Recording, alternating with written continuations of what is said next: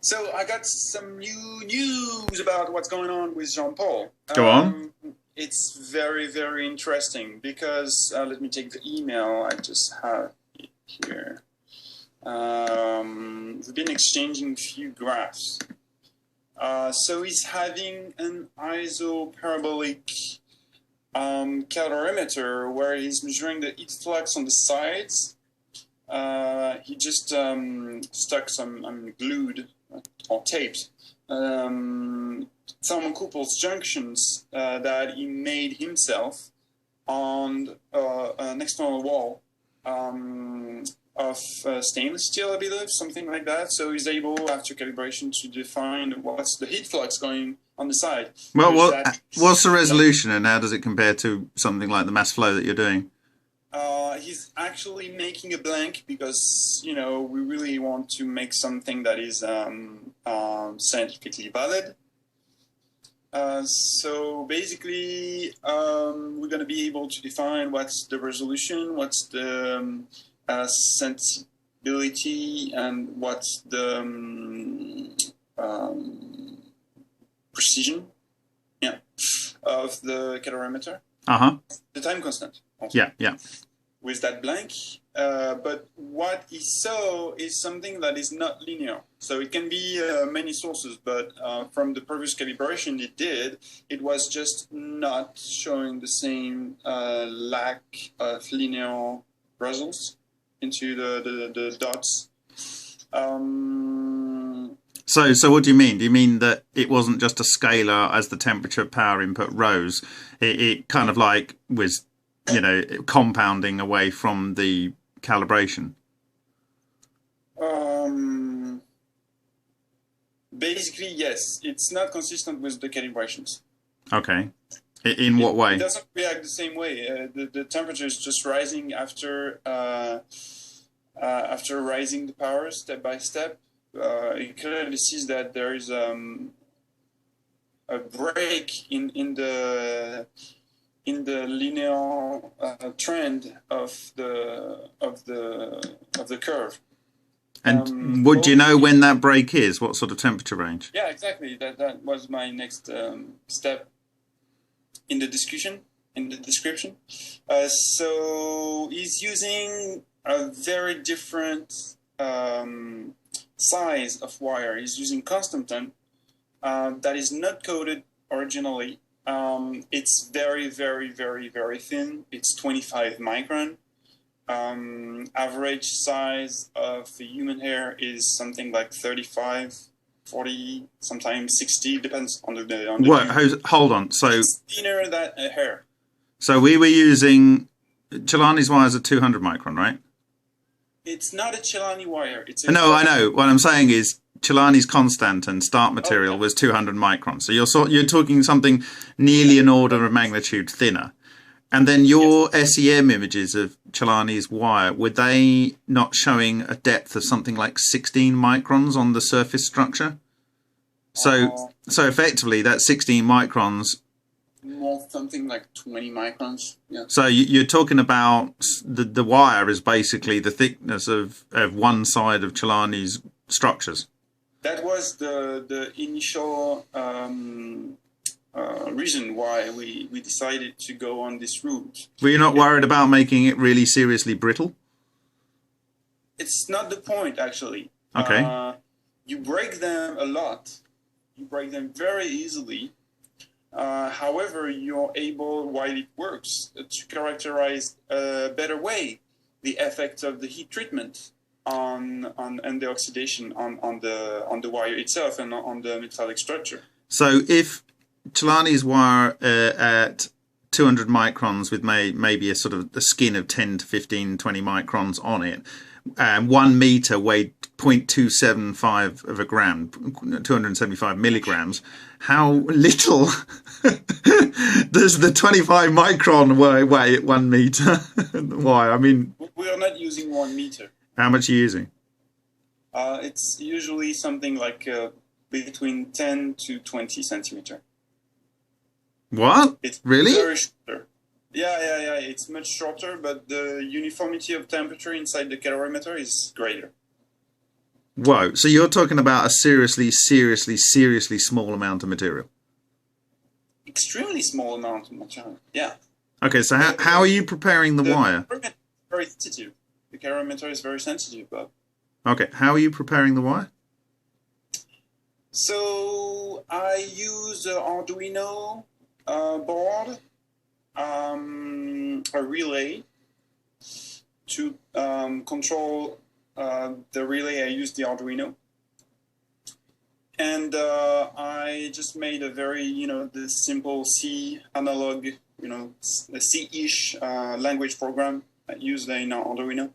I just made a program that allows heat treatment under air, so it's very simple. And I use auto transformer. It's just it's something that takes the wall plug electricity signal and just vary the amplitude. So I can go at 50 hertz, because here we're in France, at 50 hertz from 220, 230 volts down to few volts, because it's not exactly precise at that low. Are you current limiting it? No, I'm not current limiting. I'm monitoring the current, and because it's just on-off state of shock quench heat treatment. So it's all in air. So you got the air at say 25 degrees. Yeah, let's say that locally it's a little bit higher, but it doesn't really matter. Okay, so then you're pulsing a very high energy pulse through the wire and then turning it off. It's the opposite, actually. It's not a pulse of energy, it's a pulse of cooling. And that's the point, actually, of it. What, eh? Oh, because it's very hot and then going cool. Yeah, it's very hot and it's very small. The wire is so small that the thermal inertia of the wire itself is just so little. And what's really interesting with Constantan, it's actually fascinating, is that while you heat up the Constantan, the elongation, the increase in length of the wire is very high. Okay. Very, very high. So you just increase the temperature and up you get to starting to see infrared lights in the range of your eyes is able to see them. Yeah. It starts to glow a little bit red. Yeah. I know pretty much the values. It's all the time. Like a picky thing. But you monitor that with AC configured hand meter for current. Yeah. And you're going to be able to characterize exactly what's the current is right for the diameter of wire you're using. Mm-hmm. And then you heat up the wire. In my script, I set 3 seconds of heating, and then I shut down the current for something like 200 or 300 milliseconds. It's very, very short, but enough to have the wire cooling down to, you're going to 600, 700. Locally, you might go to 900. And when you cool down, it's going to retract very easily. Mm-hmm. And it's going to make small pulses because you're putting back the current on it. So you're oxidizing while you heat up the wire, and then you shut down the current, so it tends to retract and goes back immediately. So you're squishing and quenching at the same time the surface of the Constantan wire every 3 seconds for how many times you want. I mean, you just set the loop to the... So how long is your pulse width of power on, then power off? The pulse width is 3 seconds. Okay. And shut down is 300 milliseconds. So okay, so you... smaller. So it's not a pulse of heating, it's a pulse of cooling. Okay, fine. And then, so what... Between oxidize the surface, and because you're shutting down the cooling and the length of the wire is changing and the oxidation took place, you're just crushing the surface of the oxide that is forming on the surface of the Constantan wire, and you're making new room to have new oxides coming in. So you're basically building nanomaterial on the surface by doing so. Okay, so have you tried this, looking at this with an SEM? Do you understand what it looks like at the moment? No, we lost availability of the STM on a very easy basis, so I have to find a new SEM to really watch that. It's going to be a long way because there is not a lot of parameters, but there will be some interesting treatment to do on the wires.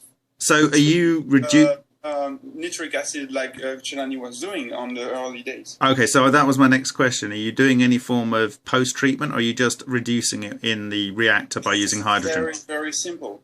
So you just do a pulse quenching, I would say. I just invented that, but pulse quenching in air with low current. You don't need a lot of current. What I wanted also to mention is that on the graph we have from Jean-Paul, there is a clear change in the slope of the curve. So you have the power input on the x, and you have the temperature calculated from the variation of pressure. You know, ideal gas equation. You just take the pressure from the pressure gauge that is, precise enough to do that, and you convert that in terms of temperature, and you see that the slope is increasing, and when you get to 12 watts, the slope tends to go horizontal. So you lower the slope. So there's an inflection point. There is an inflection point, but it's an inflection to the really sense of the third order, the cubed order. You see a cubic graph of a curve. You have an inflection point at the first sense, and here too you have this inflection point, but it's going above, so you have decreasing of the slope, and then you have re-increasing of the slope.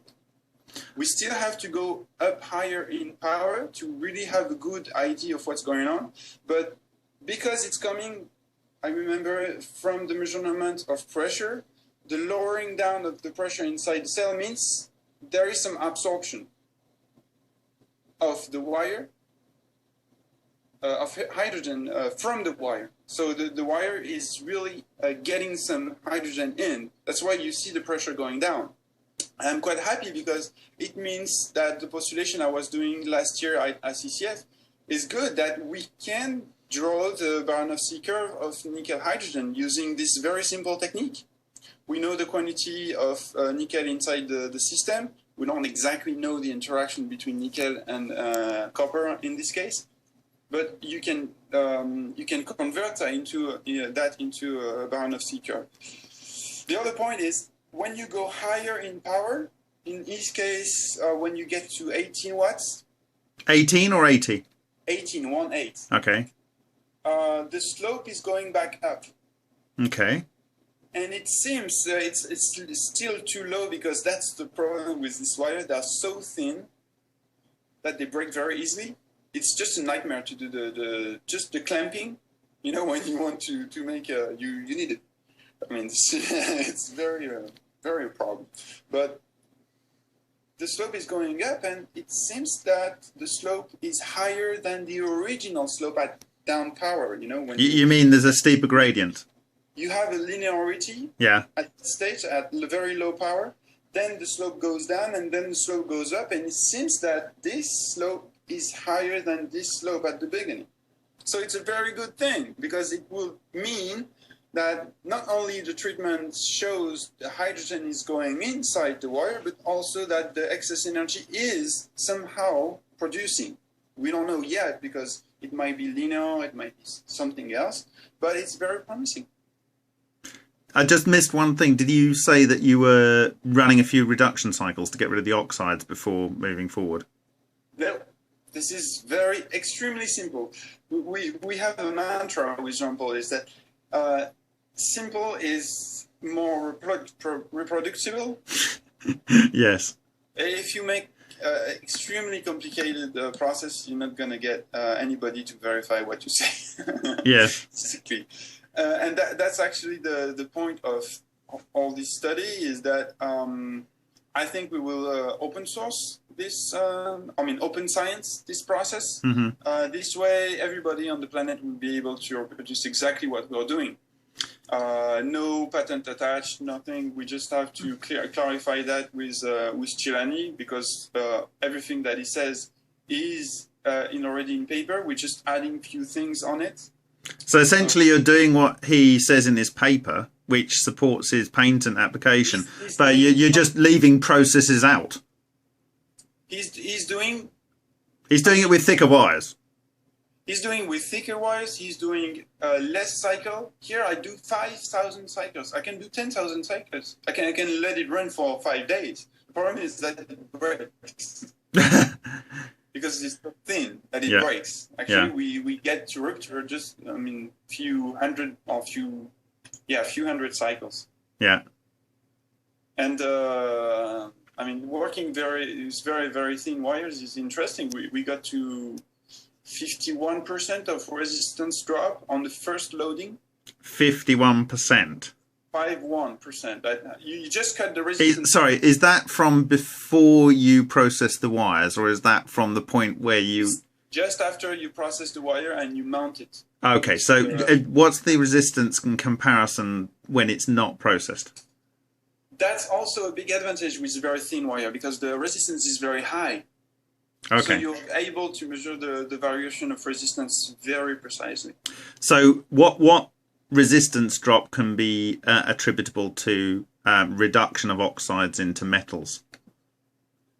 And what is due to absorption of hydrogen? So in that case, the resistance of the wire, when I say 51% of resistance drop, it's just imagine you have a processed wire. Yeah.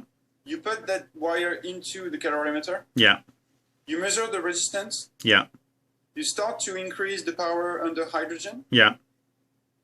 You leave it like that, it doesn't change. And when you get to a triggering temperature, then the resistance drops. Only the resistance drops. But I mean, could that not be a temperature at which there's sufficient heat to enable the hydrogen and oxygen in the oxides, metal oxides, the nickel oxide and the copper oxide? Reduce the oxide on the surface. Yeah.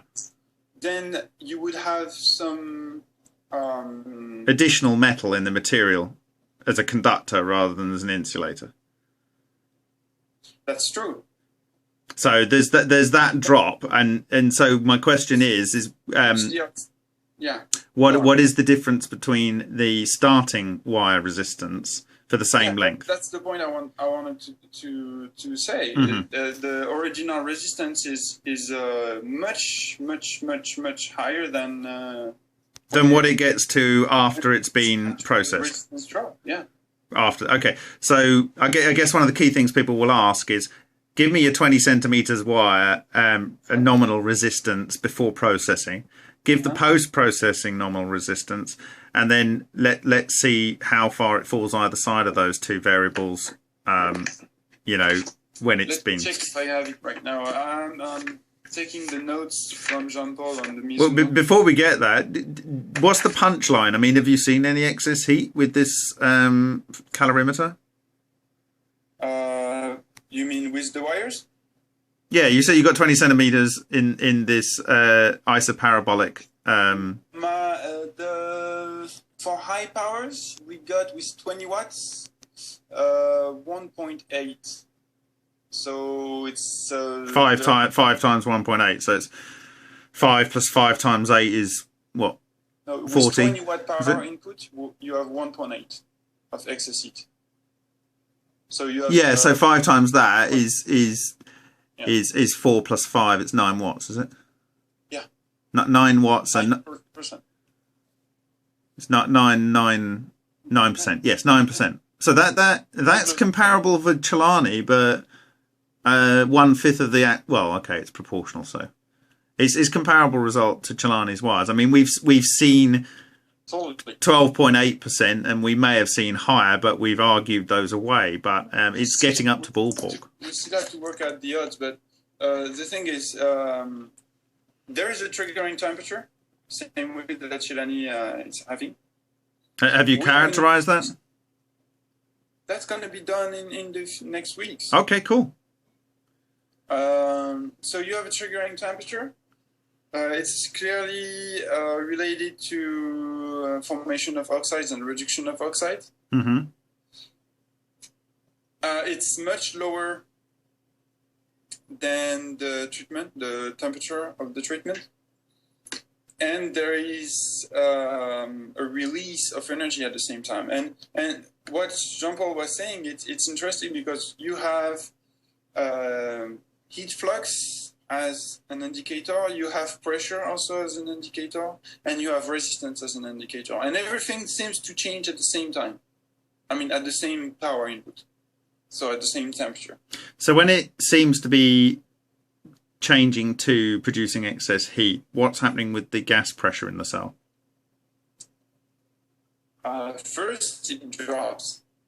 Okay. It's what I was telling you. You have the slope, and the slope, the derivative reduces. Yeah. So the derivative reduces, you have an increase of the slope. And this last piece of slope, we still have to define exactly what is the value of of this slope, but it seems to be higher than the original, which would mean that excess heat is proportional to the power input. So more you go in power, more you will have excess heat. Do you think it's an exponent or a factor? Sorry? Is it a factor? It's just scaling by a factor as you increase the heat, or is it an exponent, like it's n to the power or something? It's like it's diverging from the. Yeah, it's too early to say that. Okay, all right. We don't know. We have to characterize everything about that. Okay. I guess with a small amount of wire, you're going to be able to easily drive it to the point that it may fail to produce excess heat for whatever reason, other than breaking. It's actually what happened to the previous one. Right. So that's what started to make us very excited is that we had increase in power, so we had a linear increase in temperature. Then we have few watts above the linear slope. The linear curve. And then it went down and finished on the same linear curve. And when it went back down to this temperature, it didn't see the excess heat. So I told him that it burned the material on the surface. And what we have between the first power up and then the power down is what we saw in terms of excess heat. Okay, so your approach is then to run for longer within the operating range. Is it? Yes, that was the definition of the operating range. But the thing is, we're going very quickly throughout all these parameters, just to try to find out if there is something. Okay. Now your blank that you're proposing, what are you using for the blank to Platinum? just your Platinum wire? Platinum wire? Okay. All right. Yeah. It's what's commonly used in science to make a blank. Yes. And so for those blank means a lot of things to a lot of people. How would you describe it to someone who isn't a scientist? A blank is you try to use a material that you suppose is not generating any reaction with the environment. So you take the material that is one of the most stable, also that its resistance is not varying over temperature and most of the parameters. You really want to obtain something that will be a baseline you can trust. Mm-hmm. So you're just choosing your parameters to cover the operational parameters you will use during your experiment. Mm-hmm. However, you don't want to make the use of something that will be reactive. Platinum is extremely stable. You just have to care about the surface topology of the platinum. You really want to take a shiny platinum wire that has comparable resistance or length, end length, and you really have to care about that. But as soon as you have made a good blank, you did it for sufficient time, because you can have some hysteresis effect coming over, time. You can trust this baseline and restart the experiment. And it's like a calibration for electronics and acquisition system. You do that periodically, just to measure the variation of your calorimeters. It might change after a certain amount of use. Nothing is eternal, Okay, so about that calorimeter, I presume it's not got glass, so we haven't got the IR emission questions. No. It's going to be quite difficult, actually, to do something else but thermal analysis. It's precise, but it uses a lot of insulation. It might be okay for gamma, actually. Of the questions that have been raised about Celani's cell, so we've had things like convection and the effect of Langmuir. So there is no glass inside. Okay, so we're not going to have an effect with the IR transmission. We're not going to affect with convection. Are you basically forcing the heat out through one particular direction, however it's generated? Yes, the sides. As the opposite as the Seebeck aerometer I'm developing, I'm forcing the heat to go on the top. Yeah. Here. Yeah. He's going on the sides. So he's having a large quantity of insulation on the top. And there is it takes a very long time to settle down the temperature inside the calorimeter. But as soon as the temperature is constant, you can measure very precisely the heat flux. So when he's doing his settling time, how long is he leaving it before he takes a sample and makes a judgment on what the? I take days. Right. It takes days just to heat up the stuff. Okay. All right. Yeah, it's not an extremely reactive system. Okay, so an open source package would include a description of where to get the wire from, how to make a frame on which to support it for the processing, the where to get the Arduino controller components, that's very easy. Yeah. How to attach those to the wire, what other equipment like the power supply is needed in order to process the wire, and then maybe the software that needs to run, the script that needs to run. Before diving into this kind of consideration, you have to keep in mind that it uses an autotransformer, which is the most dangerous piece of equipment you can ever use as a source of electricity. But a lot of people that work around these sort of things do. Yes, but you have to say it. It's like Don't do this at home if you're not willing to take on the risks. Don't know what you're doing. Don't do it. Okay. But maybe there would be a possibility to design that out for approaching it in a different way. You can buy autotransformer very easily. It's just that in that case you will need to mount the wires on some clips. Yeah. And because it clips, it's not always insulated. You don't have plastic everywhere. You have the wires exposed to air. You can, it's dangerous. Okay, I'm guessing that maybe if you put 20 centimeters in and you get 1.8 watts or whatever, what's over 20 or 18? What was it? 1.8. 1.8 over 20 watts in. Yeah, 9%. Okay, so 9%. So have you? Obviously, there would be question if you put 40 centimeters in. Do you? What's the excess heat? Is it more than you would get and without putting double the amount of power in it? If you know what I mean, is one wire going? You know exactly what you mean. It's going to be also something we have to characterize. Okay, so if we get, if I get the okay signal from Italy, from Francesco, we're going to be able to characterize as a group, as an open source project. Yeah, how this stuff works.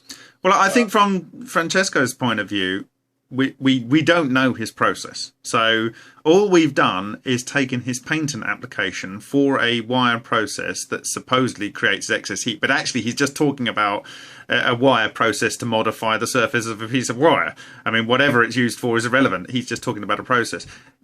What he told me once is that the important parameter is the duration when you shut down the current inside the wire. And while you're shutting it down, it makes some things. That's what he told me. Okay, so you looked at his patent. Myself. Yeah. I read his. I didn't read his patent. I just read his scientific paper. I did many notes on it. I asked him questions, but he never disclosed anything else. When I did the experiment myself, I said, obviously it's the case. You know, you have this very rapid quenching. Yeah. And it affects the surface of the wire itself. Yeah. And because it affects, and because you're doing very quickly, while you're oxidizing the surface, you're gonna, break up this oxide and leave room for something else. You're gonna be able to build something. That's why also that on the SCM pictures, but the SCM is very interesting because you see that from a 20 micron wire, you end up with a 20 with the 200 micron wire, original one from Francesco. You end up with a 220 micron. So it's actually a little bit bigger. Yeah. And it fits exactly with my understanding because you have this oxide building on the surface, and while you micro quench this material, you actually push it outside. Yeah, there's a porosity and all kinds of extra oxide yes, they tend to get porous. Yeah. Okay. Well, I mean that is really exciting. I mean, from Francesco's point of view, all it's doing is saying that a competent person, of which you would be, by looking at his patent, you can create a wire. His patent application, rather, you can create a wire.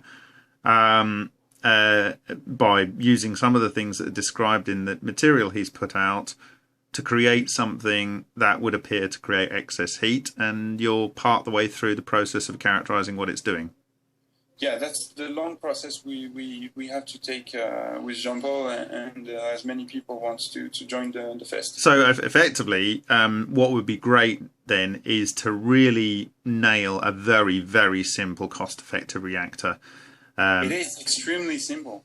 I mean, Constantan is one of the cheapest material you can find. It's actually used in every... No, not the reaction matrix. The reactor that you're using to do the testing of the material. That, I think, is the thing to really seriously simplify.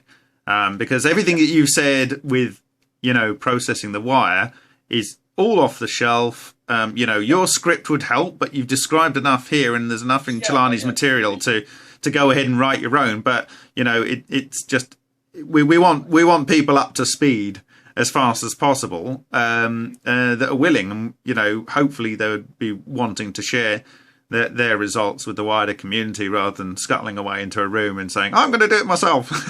But if we're going to get decent characterization of this and more data, the more than people can, replicate this, the better. So we all have an understanding and nail and iterate down to the parameters that really matter. Yeah, my intent is really to release information in the same way that Linus Torvald was doing with the Linux core coding of the operating system. You're just releasing a little bit of knowledge that you have that will be able to build a community and build a group and make something that will be live open science driven. So I guess my question is then, if you are effectively creating this material and it's showing excess heat with hydrogen, the experiments of Mizuno, recent gas phase experiments, are showing better results with deuterium, although Celani didn't, or rather, he doesn't do any testing with deuterium because he did, but the first one wasn't very useful, so he continued with hydrogen because that looked useful. But yeah, that's also something I have to check with him before releasing that. But Celani did some tests with deuterium. The thing is that he saw a gamma emission. yeah, well, we've from it. discussed that before. We've discussed that And before. he didn't like this gamma emission. Right. He didn't like it at all. So he just decided to go back. Okay. From the safety point of view. Yes, he knows gamma better than most of us. Okay. So that's fine. Well, that's really good. I'm very excited by the prospect of something that is not only being able to replicate with direct necessity for Celani to supply specific wires, which by your experiment with Jean-Paul Biberian, your process wires appear to be underperforming what we've seen in Francesco's wires. But really, there's more active material in Celani's wires, and maybe getting it up to the right temperature with a smaller core heater, which he's effectively got, but more active material around it. Maybe that's an approach, and which is part of the reason it's producing excess. But really, if the process is as simple as you're saying, then that's going to be easy for people to replicate. And if most of the information is open source, so everything that is you know what to do, you pass it on. There's going to be a hell of a lot more chance that people are going to get this right. And then that's the idea. The shared rules is share the resource is always better used.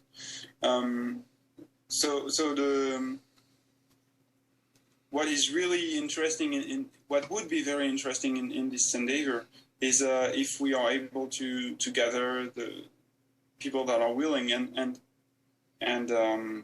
prospecting to know more by sharing what they are doing at the same time. How much wire do you process in one batch? So far, only one wire. Okay, but how long was it? It's enough for Jean-Paul to chew on, but no. What I mean is, did you do one? Was the wire 1 meter, 2 meters, 3 meters, 20 centimeters? What? How long was the wire that you processed? With Jean-Paul, it's I told you it's only 20 centimeters maximum. So you only process 20 centimeters per week. Okay, all right. But in theory, it's enough for him to chew on. As soon as I have the new cell, which should be before this video is released, I should be able to process more than 5 meters of wire of 200 micron. Okay. So 5 meter per 5 meter. So I'm going to be able to walk 5 meter of wire inside one cell, if I need or if I want, and then check out the results. Okay, so fantastic. So those people that might want to get involved wouldn't necessarily need to have, assuming that it works when you do it on a longer piece of wire. And actually, if they are just willing to pay the $3 or $4 to have the shipping, I'm glad to send them 5 meters wire for free. That'd be great. And if they want to get up to speed with all the plugging into the live open data feed, then that's more where it's going to be difficult to put everybody on the same speed. Yeah, well, I mean, some people might want to do it on their own and say yes or no, this happened, this didn't happen, I don't believe you, or I do believe you. Keep in mind, it's when you just watch the way the wire is acting when it's cooling or quenching, it just flashes you the light on your face. It looks obvious. Just looking at how the wire is reducing its length. We got to get a video of that. Yeah, sure. No, that's something I will do. Obviously. Yeah. Okay. So people could get wire. So there's several ways that people could get involved. They could get involved with processing wire themselves, accepting wire for a small nominal postage charge that you might produce, or processing fee. It depends on how many. Actually, I think we should be able to put a list. Yeah.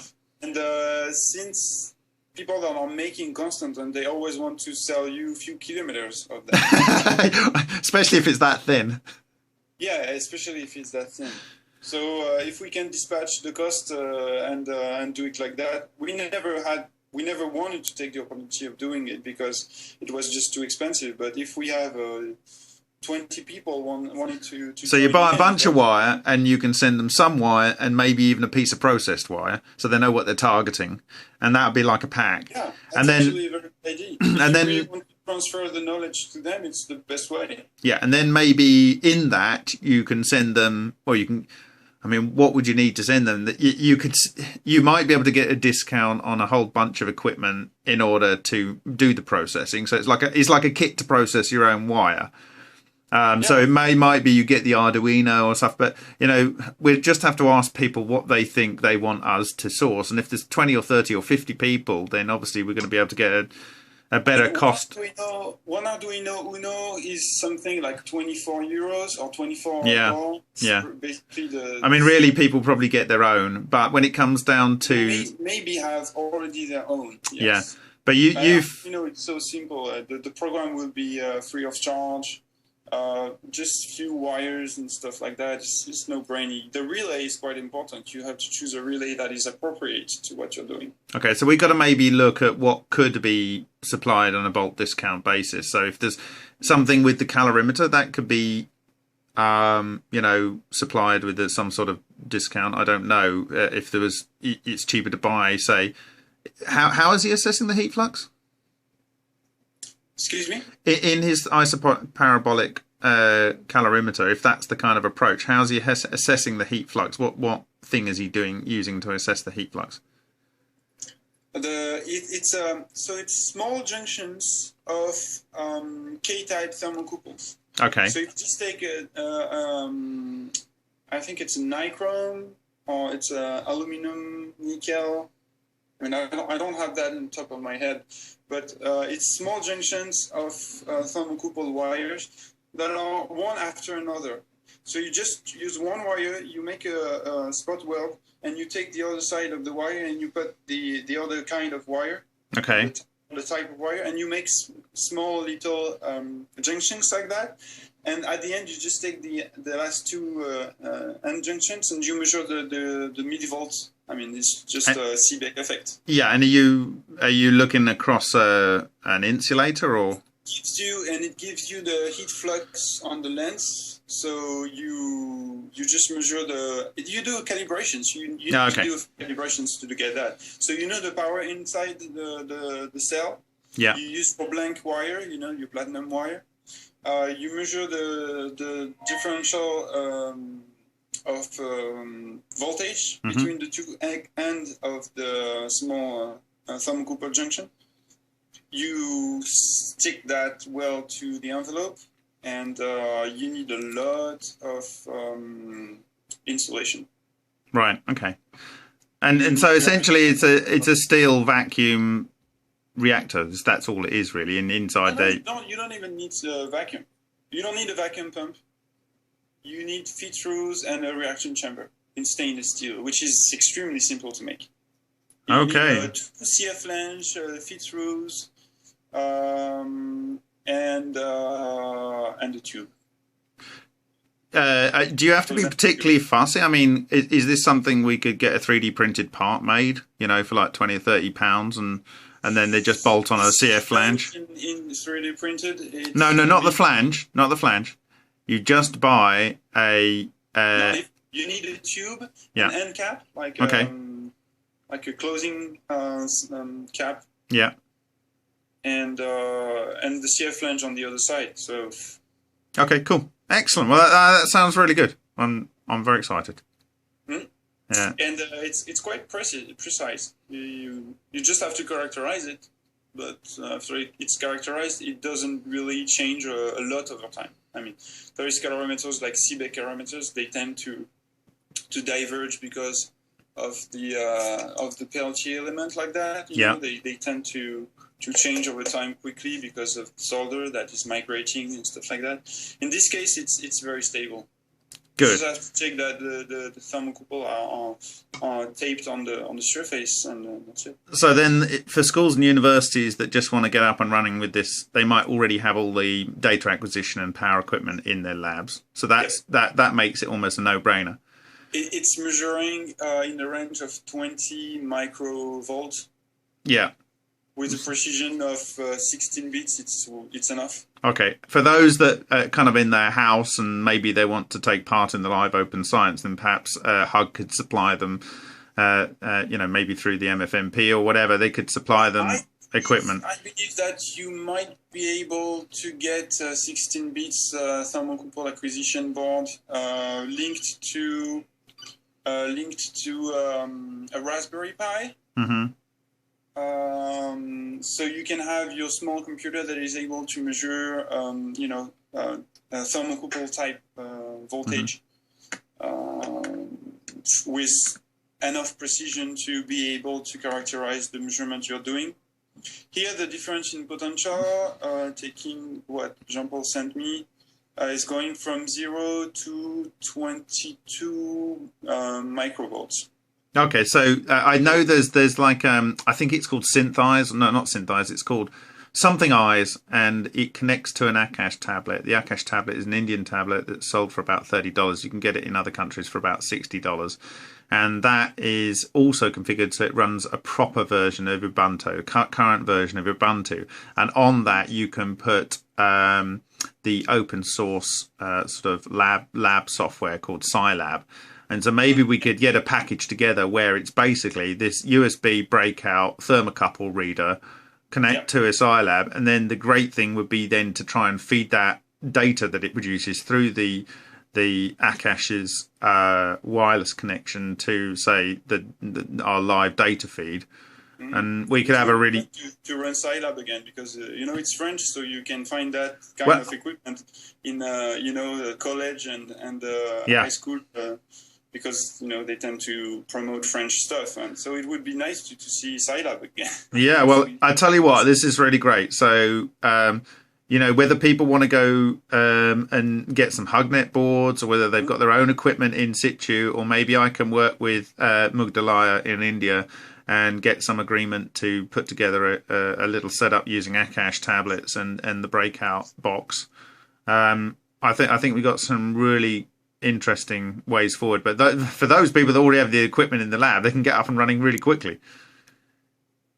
Oh yeah, I mean, guys like Skinner, in 2 hours it's done. Yeah.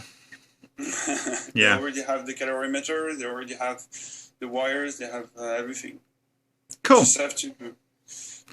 So I think we need to do a little bit more homework and just run over the results and maybe do another test on a processed piece of wire and stuff like that. Yeah, after the blank is done, and after we've been able to characterize the upper part of the pressure change, in the higher power pressure change, see if there is a linearity and what's the slope of it. There is few things we have to check before, but I think that will be done within a few weeks. Just not enough time for you to process the video and make it look nice and so on. Fantastic. So essentially, we may be talking about a end-to-end thing that people can do in their own school and university labs that will enable them to explore albeit low power, but measurable excess heat effect. Yeah, we don't know exactly if it's nuclear, if it's anything like that, but it seems that there is some physics we don't understand. So I think it's the best way to get over it is, as a group, work out the details and develop a collaborative platform to find out. So find out by yourself, I would say. So Jean-Paul, after you've done the blank and you're looking to characterize these upper areas, is there any plans to do long-term testing to see? Because we've had experiments running well over a month or 2 months, producing apparent excess heat of this kind of order. Are we thinking that if we can get the same out of that, is there an intention to try and see for a long period of time, or? You mean you want to bring live open science equipment to Jean-Paul's lab? Well, that would be fantastic, of course. But what I'm saying is I think, if it's going to be comparable, is this just something that works for 1 day, 2 days, or can you get it to, if you're in the right temperature zone, sit there and just produce an excess heat differential over calibration for an extended period of time. That what is for sure is that I will build my own calorimeter of this type. I realized looking at the data, it's very sleek, the way the calorimeter is behaving. It's highly predictable. You just have to do a good blank and you're set to go, I would say. It's one of the easiest to do calorimetry. I mean, if you check Ed Storm's paper about the different kind of calorimeter, I mean, comparative to mass flow calorimeter, it's just like a piece of cake. Yeah. But after you're done a good blank, it's stable. It works fine. It can run for months. You can put as much data out as you wish. Actually, it's not a very limiting factor.